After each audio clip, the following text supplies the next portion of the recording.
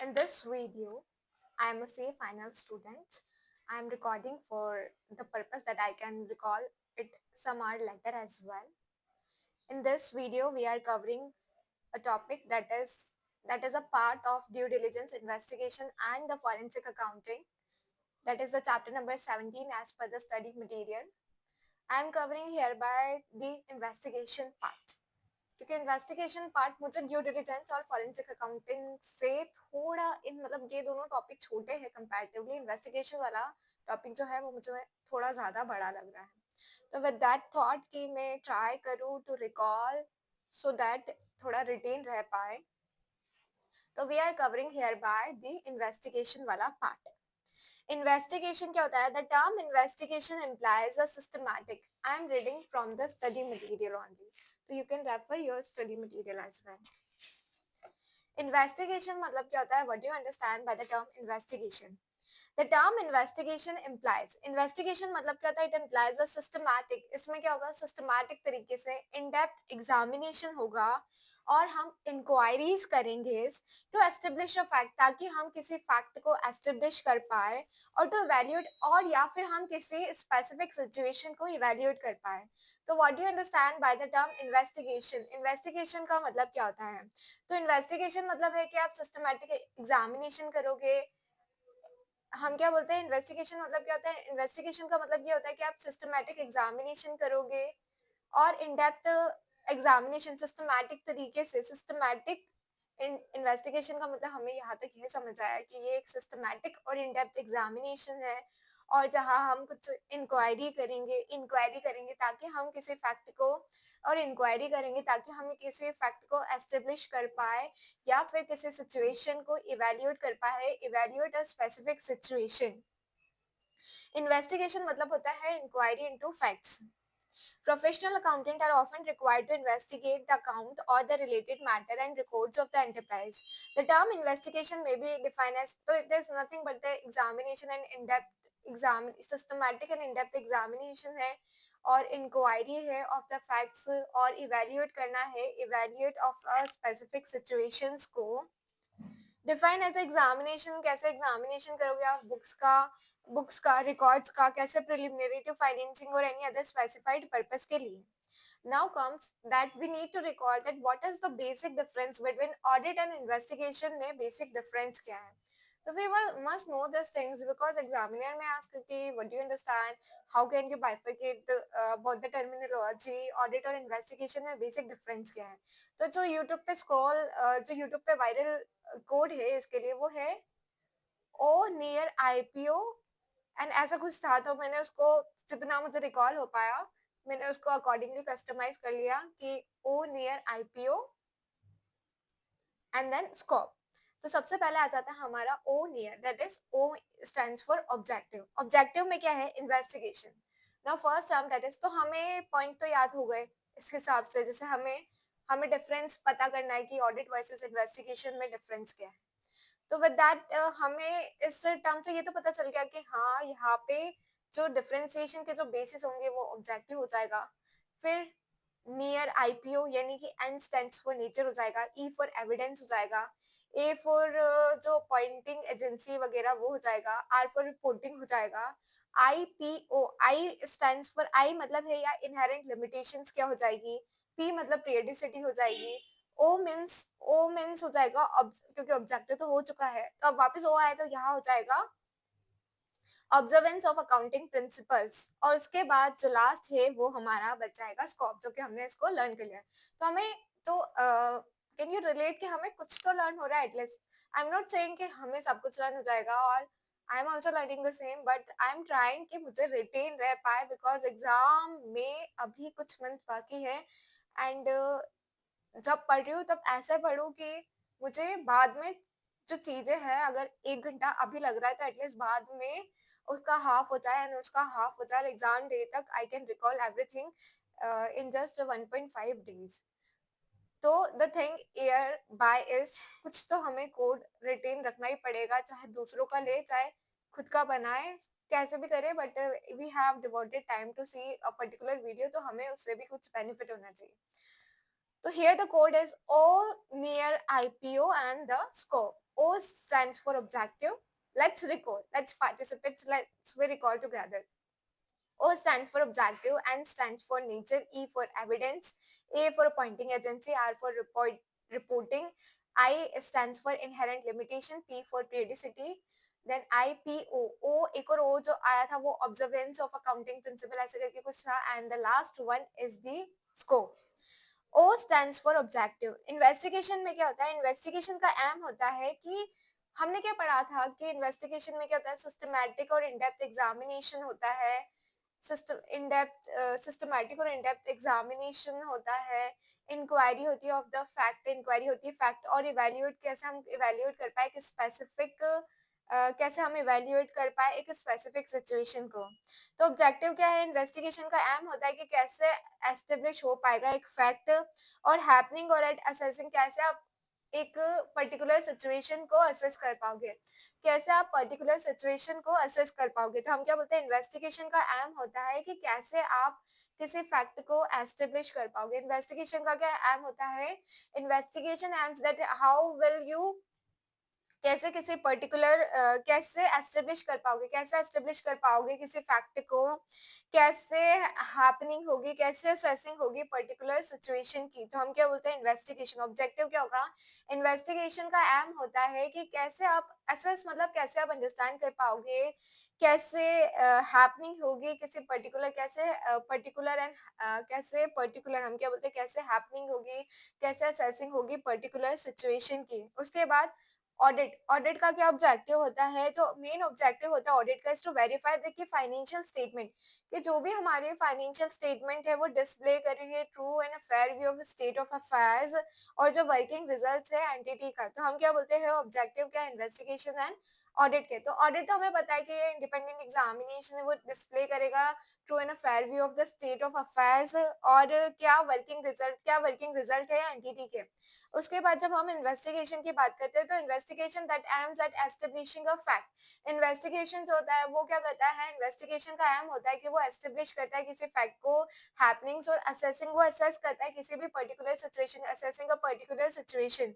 तो ऑडिट और इन्वेस्टिगेशन में क्या डिफरेंट है? इन्वेस्टिगेशन का एम होता है, इन्वेस्टिगेशन का एम होता है कि वो किसी इन्वेस्टिगेशन एमजेड, इन्वेस्टिगेशन का एम होता है कि वो क्या करेगा?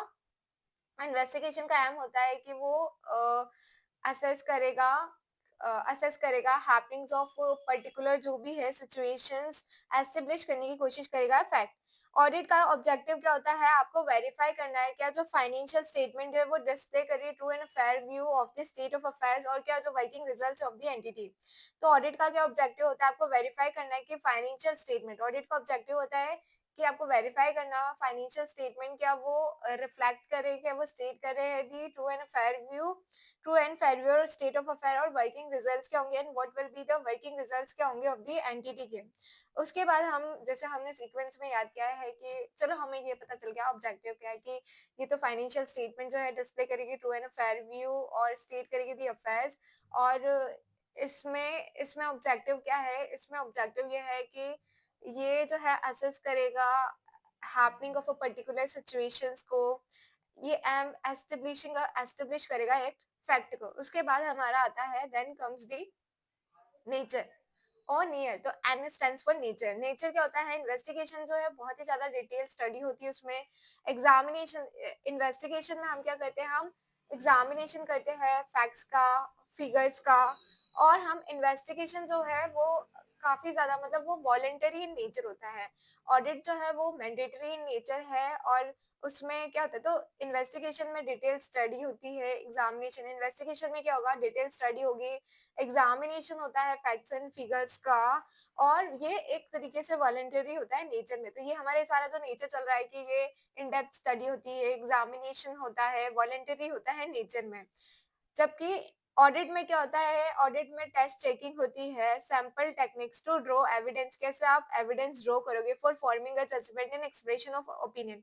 ये मैंडेटरी है फॉर कंपनीज के लिए। तो ऑडिट जो है वो मैंडेटरी है। कंपनी का तो इररिस्पेक्टिव ऑफ एनी टर्नओवर उसे जो है ऑडिट करानी पड़ेगी, तो दैट इज मैंडेटरी है। हम क्या बोलते हैं? ऑडिट जो है दैट इज व्हाट, ऑडिट जो है वो मैंडेटरी है। ऑडिट जो है वो मैंडेटरी है कंपनीज के लिए, और इसमें टेस्ट चेकिंग होती है, सैंपल टेक्निक्स होती है, कैसे आप ड्रॉ करोगे एविडेंस, कैसे फॉर्म करोगे जजमेंट, कैसे एक्सप्रेस करोगे ओपिनियन।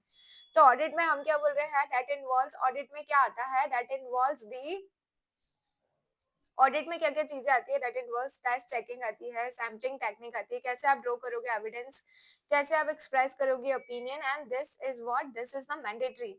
तो while investigation is voluntary in nature whereas audit is mandatory in nature, it consist of the detail study होगी, डिटेल स्टडी होगी, एग्जामिनेशन होगा फैक्ट्स और फिगर्स का, इसमें क्या होगा, टेस्ट चेकिंग होगी, सैंपल टेक्निक्स होगी, you will draw evidence for forming the judgment and expression of opinion, it is mandatory in nature. Now comes further, that is evidence. Now what is about evidence? Investigation में क्या होता है, evidence जो है वो काफी ज्यादा कंक्लूसिव होता है, वेरएज ऑडिट में जो है परस्यूसिव प्राइमा फेसाई होता है। तो ऑडिट में जो है, ऑडिट में प्राइमा फेसाई एविडेंस होते हैं, तो हम क्या बोलते हैं इन्वेस्टिगेशन में कैसे होते हैं, इन्वेस्टिगेशन में जो एविडेंसेस होते हैं, इन्वेस्टिगेशन के अंदर जो एविडेंस होते हैं वो किस तरीके से होते हैं, इन्वेस्टिगेशन के जो एविडेंस होते हैं वो कंक्लूसिव होते हैं, और ऑडिट के जो एविडेंस होते हैं वो कैसे होता है, प्राइमा फेसाई एविडेंस होते हैं। तो इन्वेस्टिगेशन के जो है वो कंक्लूसिव होते हैं, ऑडिट के प्राइमा फेसाई होते हैं। उसके बाद ए मतलब appointing agency, even third party can appoint investigator. Appointing agency क्या होता है, इन्वेस्टिगेशन में जो है थर्ड पार्टी अपॉइंट कर सकते हैं इन्वेस्टिगेटर को, बट ऑडिट जो है वो मेंबर्स जो शेयर होल्डर्स है, शेयर होल्डर जो है कंपनी के ओनर्स, ऑडिटर जो है वो सिर्फ और सिर्फ कंपनी का share holders of the company owners, share holder of the company enterprise उसे अपॉइंट करे, तो अपॉइंटिंग एजेंसी। तो ये भी पॉइंट ऑफ बाइफरफिकेशन हो गया कि investigator can be even appointed by the third party, whereas auditor जो है that the same is appointed by, कौन अपॉइंट करता है, ऑडिटर को जो है अपॉइंट करता है the owner shareholders of the company. उसके बाद आता है हमारा then stands for R, reporting. The outcome is reported to the person on whose behalf investigation is carried out. Reporting में हम क्या बोलते हैं, जो outcome is reported to the person on whose behalf investigation, किसको report करेंगे, जो investigation करता है person, वो outcome is report किया जाएगा person on whose behalf investigation जो है carried out की जा रही है। तो जो outcome है वो report किया जा सकता है to the person on whose behalf investigation is carried out. But audit में क्या होगा, outcome is reported to the owners of the business entity. But audit में क्या होगा, जो आउटकम है वो रिपोर्ट किया जाएगा to the owners of the business entity को। उसके बाद ऑब्जर्वेंस ऑफ अकाउंटिंग प्रिंसिपल क्या है, it is analytical in nature and requires a thorough mind capable of observing, collecting and evaluating facts. उसके बाद जैसे कि हमारा ऑब्जेक्टिव हो गया, ऑब्जेक्टिव में हमने क्या क्या पढ़ा, ऑब्जेक्टिव में हमने ये पढ़ा था इन्वेस्टिगेशन, और इसमें कि इसमें तो है डिस्प्ले करना ट्रू एंड फेयर व्यू और वर्किंग रिजल्ट्स का एंटिटी का। इसमें क्या होता है, ये एस्टेब्लिश करेंगे एक फैक्ट को, एस्टेब्लिश करेंगे फैक्ट को, असेस करेंगे हैपनिंग, करेंगे असेस करेंगे हैपनिंग क्या है पर्टिकुलर सिचुएशन की। उसके बाद आता है हमारा कि नेचर क्या है, तो नेचर जो है इन्वेस्टिगेशन का, और इसका नेचर क्या होगा, इसमें डिटेल स्टडी होगी। नेचर क्या है, इन्वेस्टिगेशन में डिटेल स्टडी होगी, एग्जामिनेशन होगा फैक्ट्स एंड फिगर्स का, और ये काफी ज्यादा वॉलेंटरी है नेचर में। तो नेचर में क्या है, डिटेल स्टडी होगी, नेचर में क्या होगा, हम क्या बोलते हैं नेचर में क्या होगा, डिटेल स्टडी होगी, एग्जामिनेशन, डिटेल स्टडी होगी, एग्जामिनेशन होगा फैक्ट्स एंड फिगर्स का, एंड ये जो है वो वॉलेंटरी नेचर है, वो मैंडेटरी नेचर है। उसमें टेस्ट चेकिंग होगी, सैम्पलिंग टेक्निक, कैसे आप ड्रॉ करोगे evidence for forming a judgement and expression, ये मैंडेटरी है कंपनीज के लिए। उसके बाद हमारा ई फॉर एविडेंस, ये कंक्लूसिव है, ये प्राइमा फेसाई एविडेंस है। उसके बाद A stand for appointing agency, even third party can appoint the same. Third party जो है, हम क्या बोलते हैं अपॉइंटिंग एजेंसी, थर्ड पार्टी जो है अपॉइंट कर सकती है इन्वेस्टिगेटर को, एंड ऑडिटर इज अपॉइंटेड, ये by the owner and share holder of the company appoint करेगी। रिपोर्टिंग क्या है, outcome is reported to the person on whose behalf the investigator is appointed, और ये आउटकम जो है रिपोर्ट किया जाएगा to the owner of the business entity. उसके बाद आ जाता है हमारा O near IPU, that is what will be the inherent limitation. तो ऑडिट की तो इनहेरेंट लिमिटेशन होती है, whereas there is no such inherent limitation in case of this engagement investigation में कोई इनहेरेंट लिमिटेशन, वेयर ऑडिट तो सफर करता है इनहेरेंट लिमिटेशन से। उसके बाद आता है O near IPO, P for periodicity. No, audit जो है वो यूजुअली क्वार्टरली, हाफ ईयरली या ईयरली होता है, बट इन्वेस्टिगेशन में ऐसी कोई रिजिड लिमिटेशन नहीं है टाइम फ्रेम की, ये कवर करता है several outcome of same is not certain नहीं हो सकता है। उसके बाद आता है हमारा ऑब्जर्वेंस ऑफ अकाउंटिंग प्रिंसिपल।